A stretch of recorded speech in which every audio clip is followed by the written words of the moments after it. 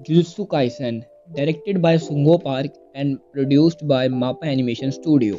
This is a shonen, action adventure, horror, sci-fi, fantasy anime series. इस anime के कुल 24 episodes है और एक season. Well in 2020 this anime is the most hyped anime because इसको animate करा है मापा एनिमेशन स्टूडियो ने, जिसका कुछ टाइम बाद उनको अटैक ऑन टाइटन को भी एनिमेट करना था। तो लोगों को देखना था कि मापा एनिमेशन स्टूडियो इस एनिमे को कितनी अच्छी तरीके से अडेप्ट करता है और इसके कितनी अच्छी तरीके से एनिमेशन बनाता है। Well this anime is hyped for two things. First is इसका कमाल का एक्शन विद मापा एनिमेशन स्टूडियो, जिन्होंने इस एनिमेशन में 4 चांद लगा दिया और बहुत अच्छा एनिमेशन दिया इसका। And second is Gojo Satoru. Well आज की इस वीडियो के अंदर मैं इस एनिमे का कंप्लीट रिव्यू देने वाला हूँ। वेल अगर आपने इस एनिमे को पहले से ही देख रखा है तब भी आप इस रिव्यू को देख सकते हैं, क्योंकि इस रिव्यू में मैं इस एनिमे के बारे में आपको और कुछ बताने वाला हूँ जो आपको सुनने में काफ़ी ज़्यादा इंटरेस्टिंग लगेगा। और इस एनिमे के बारे में और कुछ बात भी करेंगे हम। और अगर आपने इस एनिमे को नहीं देखा अब तक तो आप इस वीडियो को देखने के बाद डिसाइड कर लोगे कि आपको ये एनिमे देखना है या फिर नहीं। तो शुरू करते हैं इसके प्लॉट के साथ। तो इस एनिमे सीरीज का प्लॉट कुछ ऐसा है। यहाँ पर एक ऐसी दुनिया होती है जहाँ पर कर्स object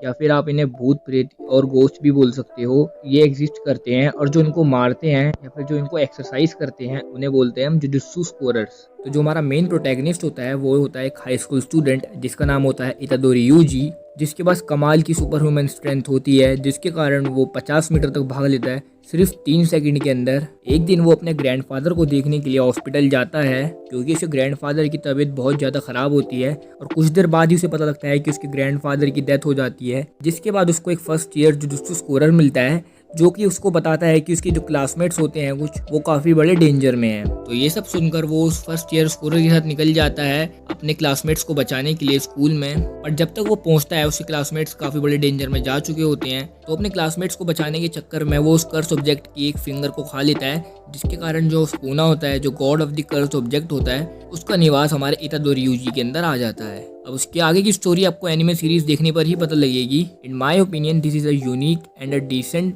plot for shonen anime series because अगर आपने शोनेन्स देखे तो आपको पता हो कि सभी शोनेन्स के अंदर हमारे मेन प्रोटैगनिस्ट का कोई ना कोई गोल या फिर एम होता है। जैसे नारुतो को होकागे बनना होता है, हंटर हंटर में गॉन को हंटर बन के अपने फादर को ढूंढना होता है। ये शो देखने से पहले मुझे प्लॉट इतना अट्रैक्टिव नहीं लगा था और शायद आपको भी ना लगे, but after watching the show I can say this is a decent plot. Well इसका प्लॉट और अट्रैक्टिव हो सकता था अगर इसके अंदर ये कुछ स्टोरी में डेप्थ डाल देते, बट स्टिल इट्स अंडरस्टैंडेबल। तो अगर आपने डीमन स्लेयर देखा है तो आपको काफ़ी ज़्यादा वाइब आने वाली है same to same Demon Slayer वाली जुजुत्सु काइसन में भी। तो अगर आपने डीमन स्लेयर को एंजॉय करा है so I will guarantee you that you also enjoy this show. अब इसका मतलब आप ये मत समझना कि डीमन स्लेयर से सेम टू सेम कॉपी है। हाँ, डीमन स्लेयर से कुछ सिमिलर है जो कि अच्छी बात है, बट एक बिल्कुल भी कॉपी नहीं है, क्योंकि अगर आपने डीमन स्लेयर देखा है तो उसका कॉन्सेप्ट काफ़ी ज़्यादा अलग है और इसका कॉन्सेप्ट भी काफ़ी अलग है। सो अगर आपको मैं बोलूँ तो इसके अंदर आपको सिमिलर वाइब मिलेगी डीमन स्लेयर वाली, बट स्टोरी, एनिमेशन और भी काफ़ी सारी चीज़ें इस शो की डीमन स्लेयर से काफ़ी अलग है। और हाँ, लास्ट में एक बात और बोलूँगा, अगर आपने डीमन स्लेयर के अंदर माउंटेन आर्क को एंजॉय करा था तो इसके अंदर भी एक आर्क आएगी जिसमें माउंटेन आर्क वाला सेम टू सेम हाइप होगा एंड उस लेवल का ही एक्शन होगा। तो आपको एक और रीज़न मिल गया इस शो को देखने का। अब हम बात कर लेते हैं इसके कुछ कैरेक्टर्स का। तो जिस एनिमे सीरीज का जो मेन ट्रायो है वो काफी अच्छी ट्रायो है और इन फ्यूचर हमें इस ट्रायो को काफी अच्छा एक डेवलपमेंट देखने को मिल सकता है। और कैरेक्टर्स भी काफी अच्छे हैं जैसे इसके जुजुत्सु स्कोरर्स, हमारे कुछ jujutsu teachers, but I specifically like one character more than others. मेरे हिसाब से आप सबको भी वही कैरेक्टर काफी अच्छा लगा होगा, इसका नाम है Gojo Satoru. Well this is a good character with a bad ass powers. तो अगर इन शॉर्ट में इस कैरेक्टर के बारे में कहूँ so if I may not wrong then this character will be the next Levi Ackerman of this series. अगर Jujutsu Kaisen team और माप्पा एनिमेशन स्टूडियो इस एनिमे को एक अच्छी एंडिंग दे देते हैं with a good story line impact unlike other shows, then इसकी हाइप लेवी एक्रेमैन जितनी जा सकती है और प्रोबेबली उससे ऊपर भी जा सकती है। Let's see in the future what will happen with the show. तो हर एनिमे सीरीज की तरह इस एनिमे सीरीज के अंदर भी कुछ फ्लॉज है, बट स्टिल वो फ्लॉज इतने नहीं है कि ये शो वर्थ वॉचिंग नहीं है, ये स्टिल वर्थ वॉचिंग है। बट हाँ, इसके अंदर भी कुछ फ्लॉज है जो आपको देखने पड़ेंगे। तो सबसे पहला जो फ्लॉ मुझे शो के अंदर लगा वो है नो ओवरऑल स्टोरी डेप्थ। अब आप लोग मुझसे बोलेंगे कि भाई शोनेन्स होते ही ऐसे हैं भाई, उनके अंदर कोई स्टोरी में डेप्थ नहीं होता। Yes, I can agree with you guys at a certain point, but मुझे सीरीज़ के अंदर वो सिंसेरिटी या फिर वो सीरियसनेस नहीं मिली जो कि मैं कोई भी शो देखने से पहले एक्सपेक्ट करता हूँ। अगर हम एग्जांपल ले डीमन स्लेयर का, तो डीमन स्लेयर अगर आपने देखा है तो उसके अंदर आपको एक सीरियसनेस, एक आपको सिंसेरिटी दिखी होगी शो को बनाने में, जो कि जुजुत्सु काइसन में है, बट उस लेवल पे नहीं है जिस लेवल पे डीमन स्लेयर के अंदर आपको दिखी थी।